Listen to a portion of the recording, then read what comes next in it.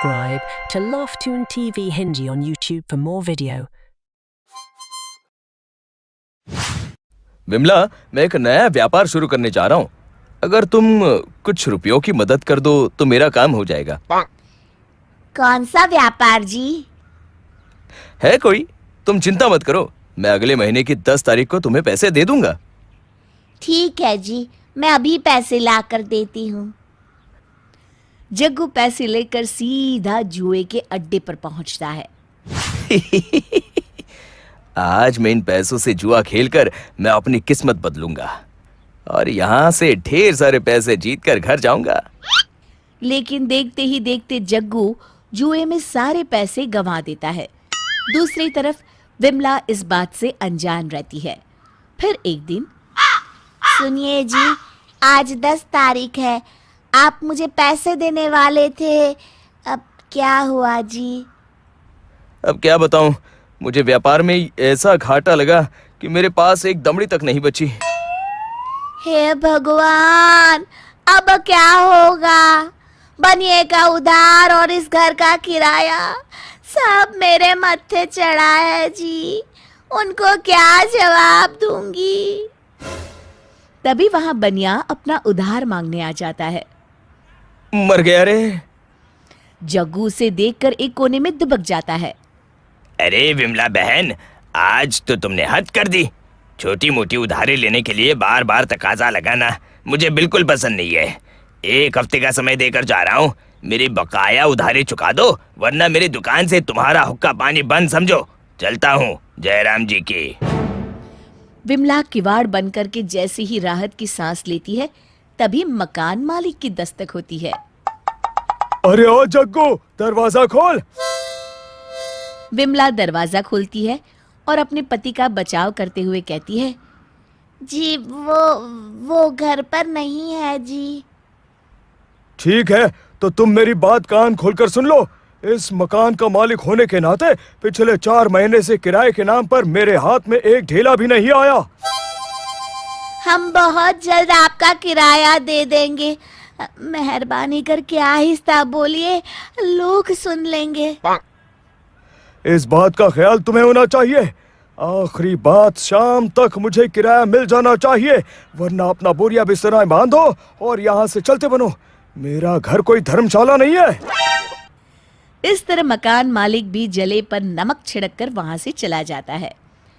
बेचारी विमला लोक लाज के चलते अपने बचे कुचे गहने बेचकर कर्ज चुका देती है। सुमन दीदी, अगर आप इजाजत दे तो मैं दिन के साथ साथ रात की शिफ्ट में भी काम करना चाहती हूँ। तुम्हारे घर की हालत मुझसे छुपी नहीं है, तुम जितना चाहे उतना काम कर सकती हो। आपका बहुत बहुत शुक्रिया दीदी। इस तरह विमला अपने आप को परिश्रम की भट्टी में झोंक देती है और दिन रात काम करने लगती है। राजू बेटा, तुम्हारा टिफिन तैयार है और ये लो अपने रिक्शा के पैसे। मम्मी, एक बात बोलूं?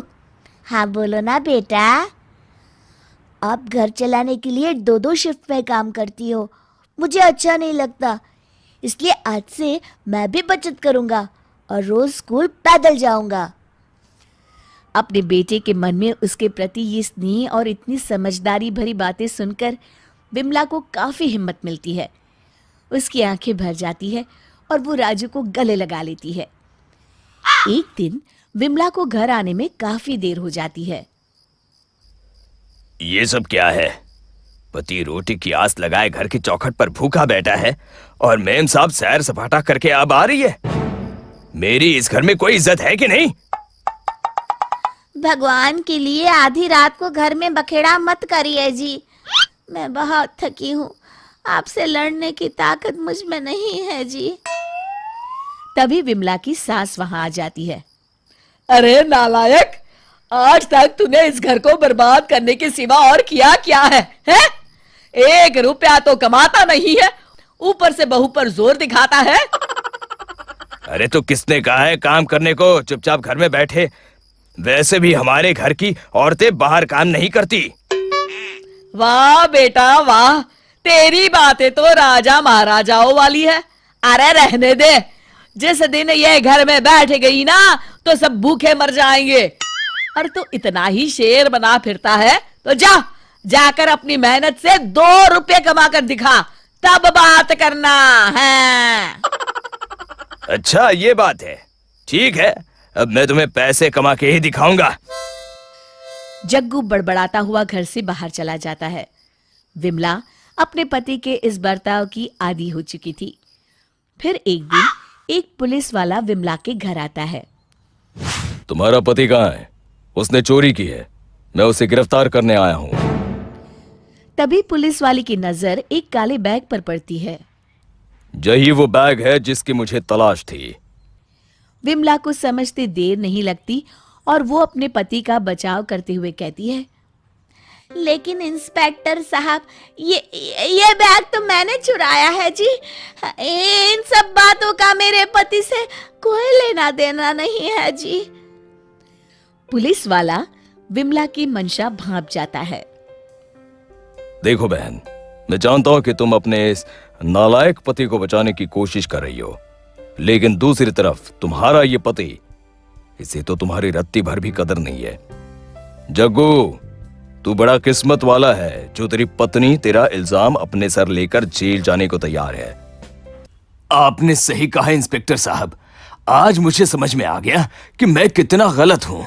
मैं तुम्हें एक आखिरी मौका देकर जा रहा हूं। उम्मीद करता हूं कि अब तुम सुधर जाओगे और सही राह पर चलोगे। शिक्षा, अच्छे लोग चाहकर भी बुरा नहीं कर सकते। Subscribe to Laugh Tune TV Hindi on YouTube for more video.